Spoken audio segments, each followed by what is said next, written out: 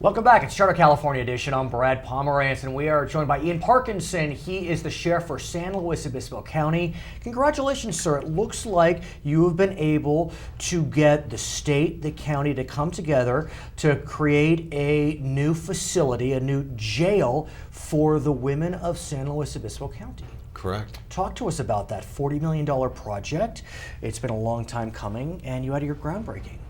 We did. We had a groundbreaking about a month ago. Right. We secured money through Assembly Bill 900, and we were able to come up with the matching money required by the county and start moving on a facility that goes from a 43-bed female facility we have to 198 beds, plus a new medical and programming space, which is probably the most important area, the programming space. And that's key because you also have a men's jail, is that correct? Correct. And so the medical facility will serve both men and women. Correct. And so the groundbreaking occurred. How long will it take to go through construction?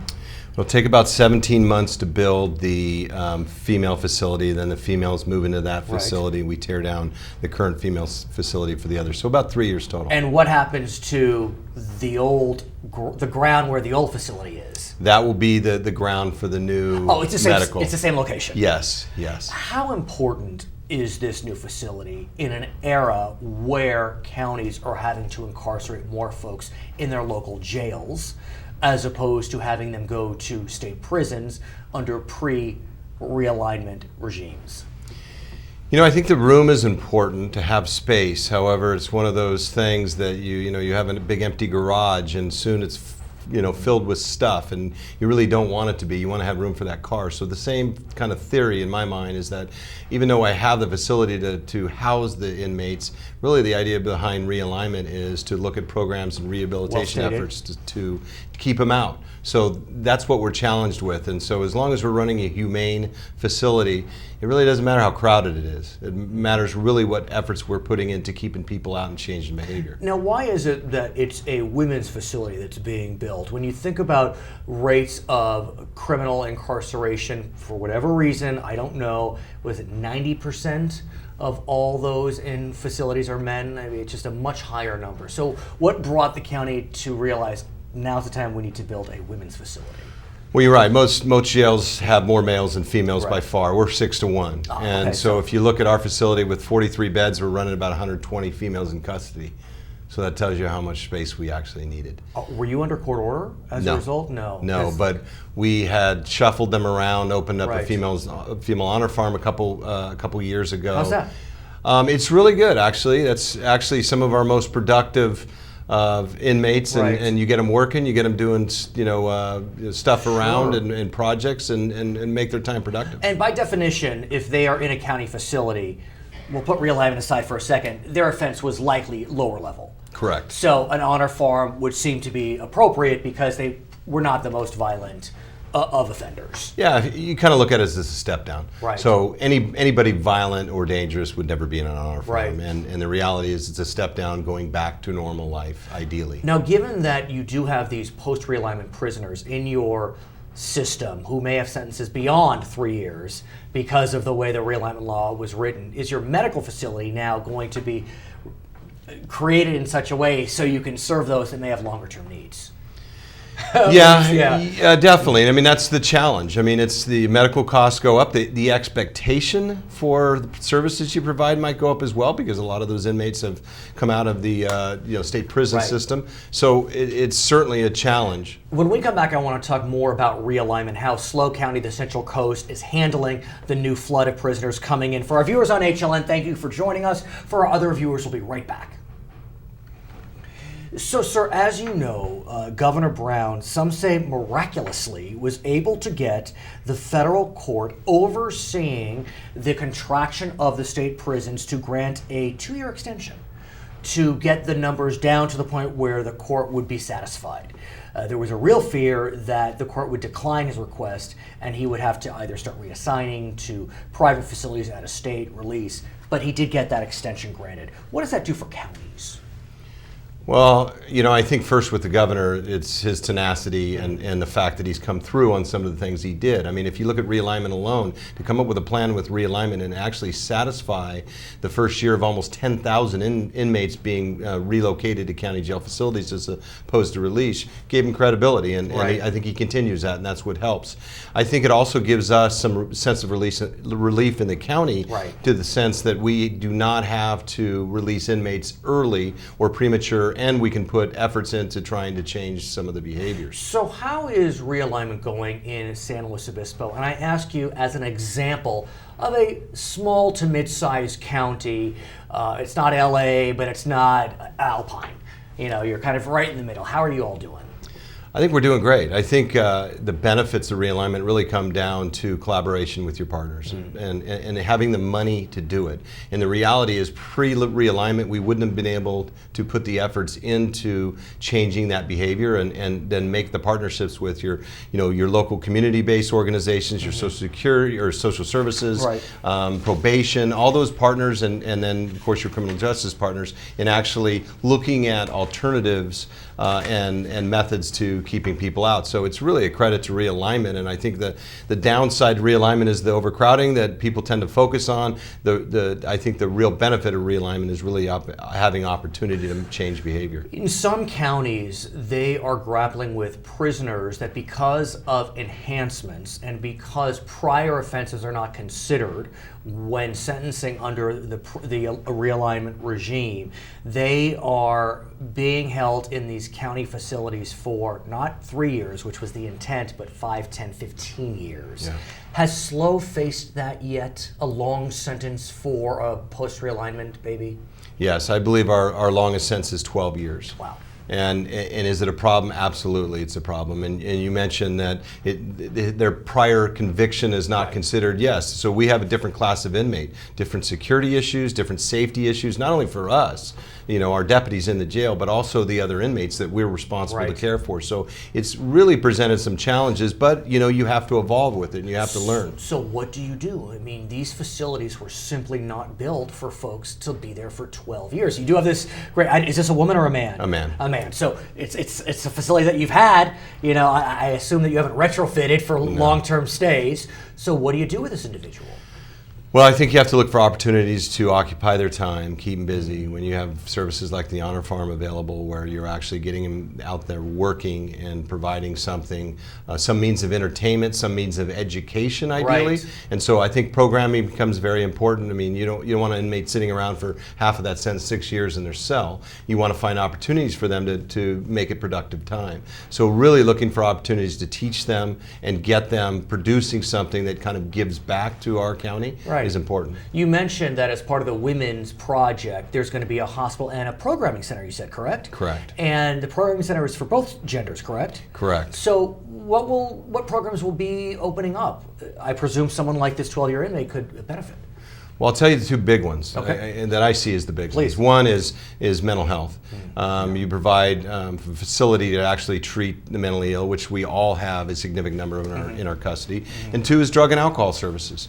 I mean, if you look on the outside, drug and alcohol services done, through, AA is a common one, and those are done in group sessions. If you don't have a facility for that, it's very inefficient to go on one-on-one. Now, in some particular cases, it might be appropriate, but to the most part, it'll give us the ability to deal with drug and alcohol abuse issues, which is really a huge issue in our jail and prison system. And now that we're maybe about 2 years into realignment, have you seen those success stories where folks are serving their time locally, they're getting the services here locally, and then when they're released, they have the support locally?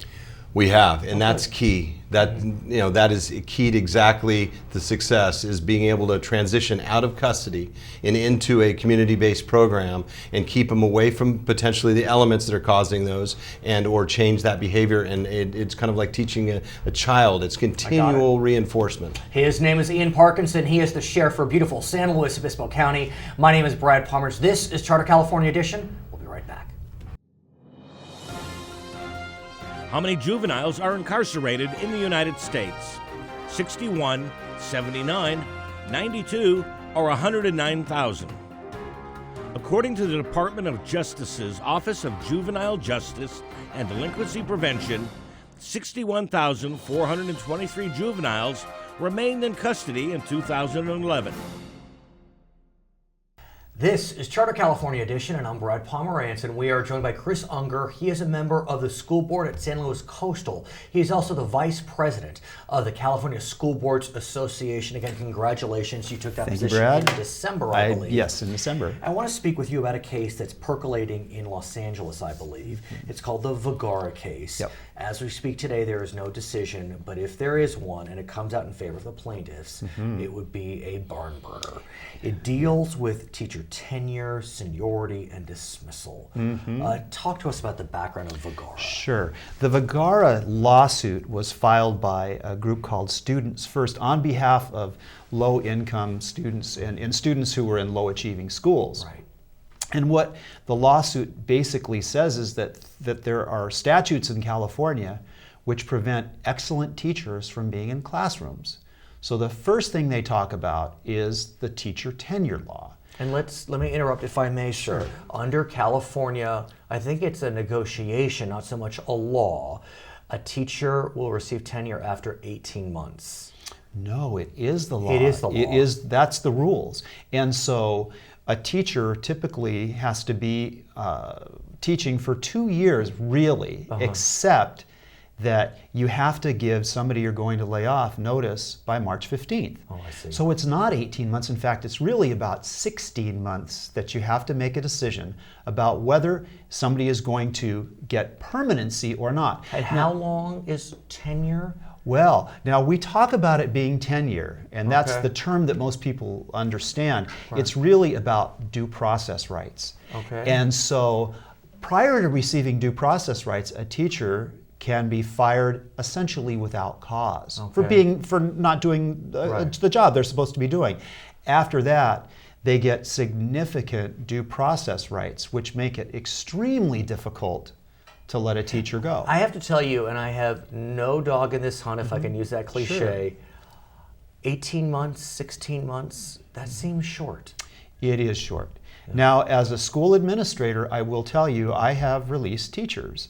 And in fact, the teachers I've released, typically I know within the 2 years whether they should stay or not. However, there are cases where a longer time I think would be helpful, where maybe somebody really looks like they have the ability, but they're just not quite there yet. Another challenging element to this is the question of seniority. I think it's fair to say that seniority is an important measure, but at a certain level, there is something about young energy. And there is a principle called LIFO, last in, first out. So if layoffs need to occur, and they did during the recession, we're not in that place now, the most junior teachers will be released. Yes, that's one of the things that they're addressing in this Vergara lawsuit, which is the notion that seniority trumps everything right now. There are a few exceptions to that. If say there is a layoff and a teacher has specific skills, they may be able to keep their position looking at somebody who could bump them who does not have that specific skill set, but it's difficult and it requires a hearing in front of I think an administrative law judge. So what last in, first out says is seniority should not be the sole measure of whether you keep a teacher if there are layoffs. What I'd like to do is continue this conversation, because if Vergara does go in favor of the plaintiffs, I'm telling you this will cause a dramatic sea change. For our viewers on HLN, I want to thank you so much for joining us. We've been joined by Chris Ungar. For our other viewers, we'll be right back on Charter California Edition. So, sir, let's talk about dismissal. That's another area that has caused a lot of pain and angst. You probably remember back in 2012, there were allegations of severe sexual abuse at a school called Mira, Monte in Los Angeles County. The pictures were horrifying. The metaphoric pictures were horrifying. And what came out as a result is it's even hard to release someone who's been charged with sexual abuse. Yes, absolutely. And you know what? I also, though, I really want to talk about this. I don't want us to lose that last in, first out conversation. Please, we'll continue. Let's go back to last in, first out. Do you want to continue? Okay. Yes. So here's, I think, the most interesting thing about last in, first out.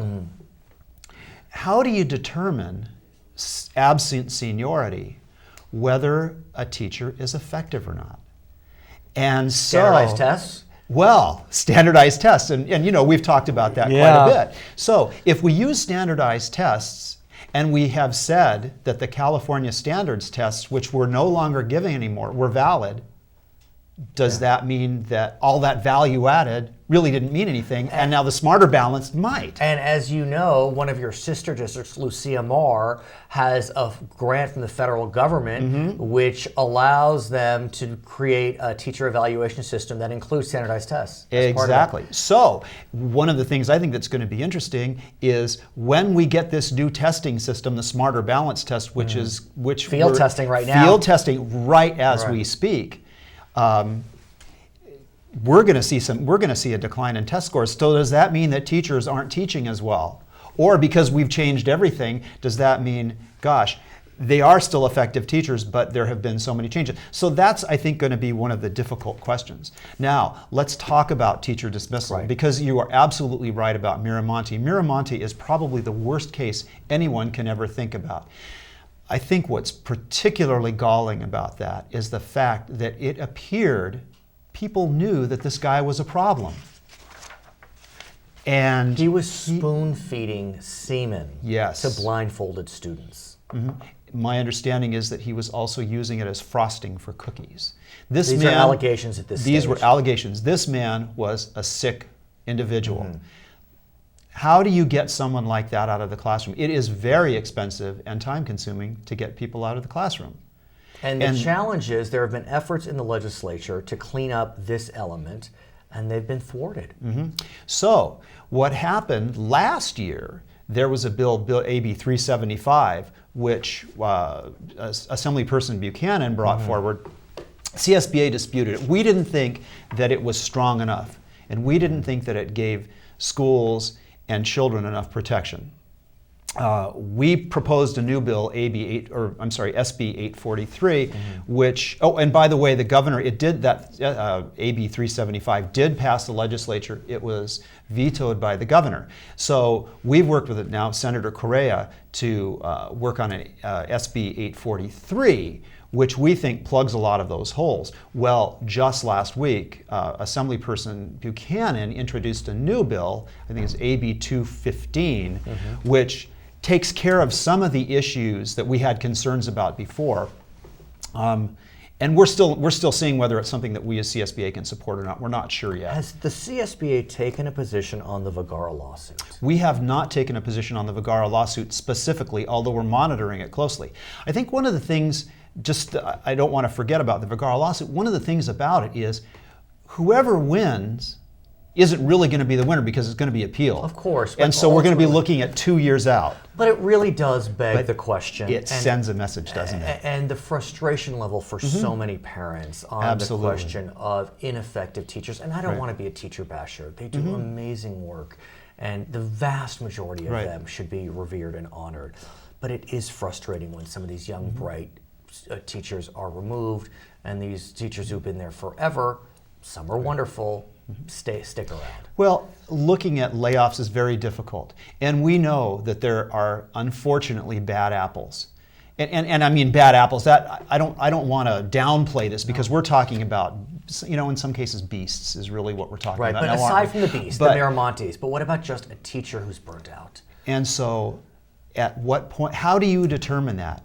And that's going to be the challenge, Brad. I think that's going to be the most significant challenge of all of this is how do we determine who is an effective teacher and who's not? Okay. His name is Chris Ungar. He is a member of the school board at San Luis Coastal Unified School District. He is also the vice president of the California School Boards Association. My name is Brad Pomerance, and this is Charter California Edition. How many public school teachers are employed in the state of California? 7,500, 10,000, 12,500, or 15,000? According to the California Department of Education, California employs over 10,000 public school teachers. It's Charter California Edition. I'm Brad Pomerance, and we are joined by Mark Buchman. He is a trustee with the San Luis Coastal Unified School District. And sir, I want to speak with you about what some are calling is a creativity crisis. Yep. There's no doubt that we've turned our attention back to the 3 R's, I guess you could say. And now there's this attention to STEM programs, right. Science, technology, engineering, and math. Mm-hmm. But then some are thinking maybe we should look at something called STEAM, mm-hmm. Science, technology, engineering, art, and math. Mm-hmm. What's your sense? My sense is we've been an educational system that has focused on facts and rote work, and mm-hmm. There's no way to get away from facts in science, technology, and math, engineering and math. That's the basis of it. And the adding art to it adds that component of critical thinking, problem solving, innovation.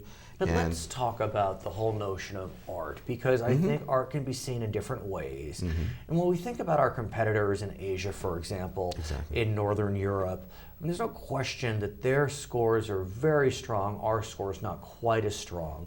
And the view is that part of the reason that their scores are stronger is they do focus like a laser beam on STEM, not so much STEAM, mm-hmm. but STEM.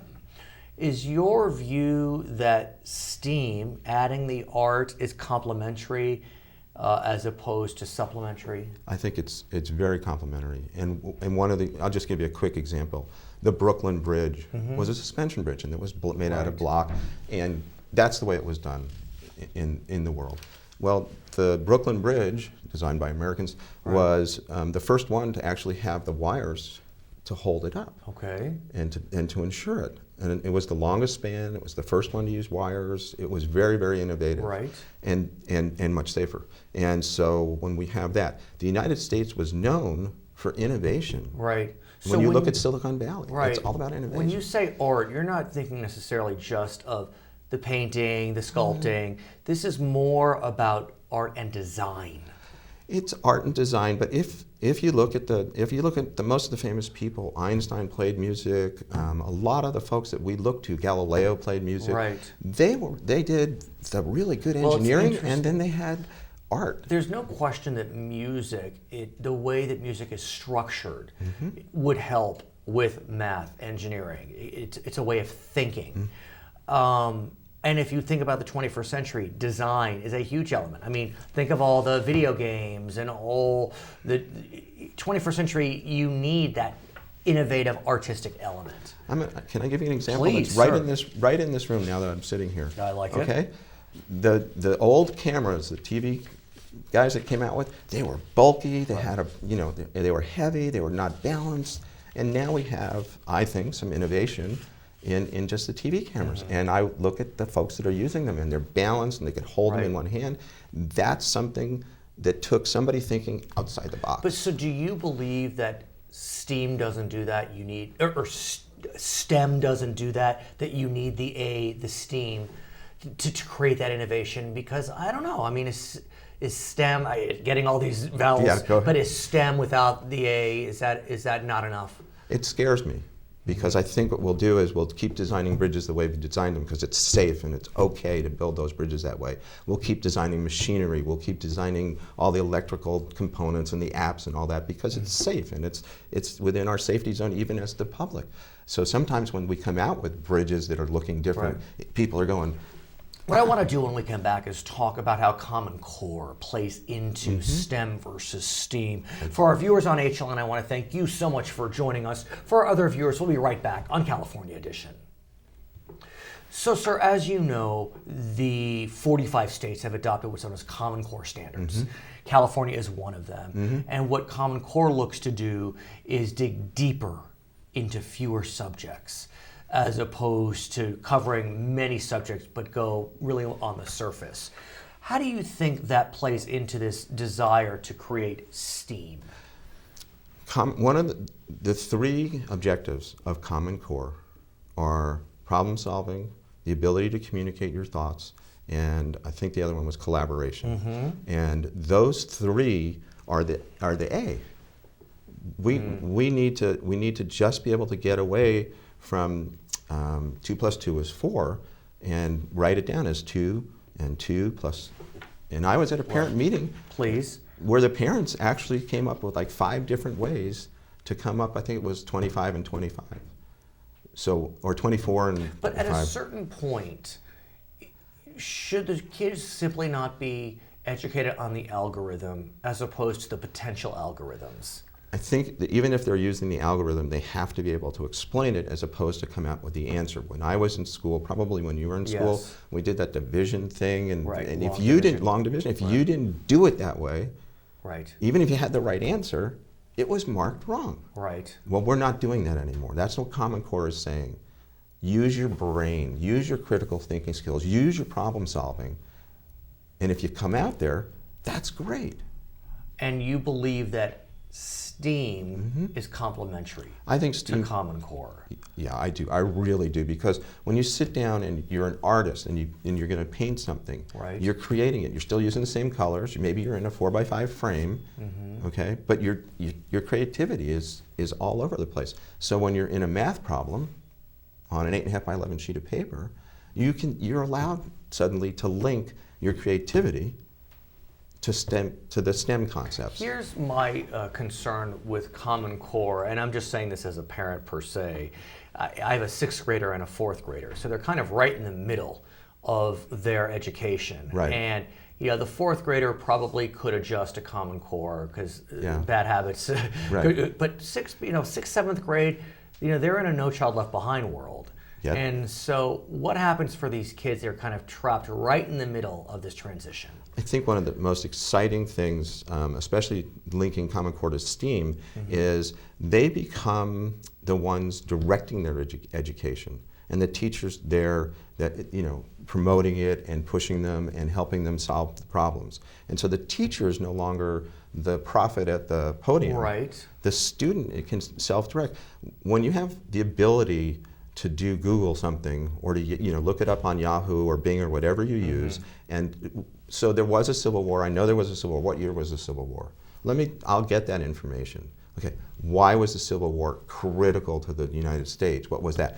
That's taking it away from memorizing the dates. When was the Magna Carta? I don't know when the Magna Carta was. I can tell you what it was. I can tell you why I think it's important. If you really want the date, I'll look it up. Right. At the same time, the dates can be important, the basic facts can be important. So how do you manage that balance? I think the students, as they do their research, will put it in. I don't think anybody's saying you don't need the date. It's just how much time are we going to spend memorizing it and getting drilled and killed on it. We also know, and I've been talking about this for quite some time, that the SAT, the ultimate exam, Right. Has made the decision to change the way Yep. it will be administering its exam. It's a revolution. It's on the heels of the Common Core revolution. Please. And it's on the heels of STEAM, which is much more popular on the East Coast than the West Coast. And I'm really proud that St. Louis Coastal has implemented a STEAM program. Not STEM. Not STEM, because that also affected the SATs and the universities to change some of the way they're looking at stuff. So is St. Louis Coastal, as an example of any public school district, moving forward with getting its 9th graders, who would be the first class to do the new SAT? Is it your 9th graders now?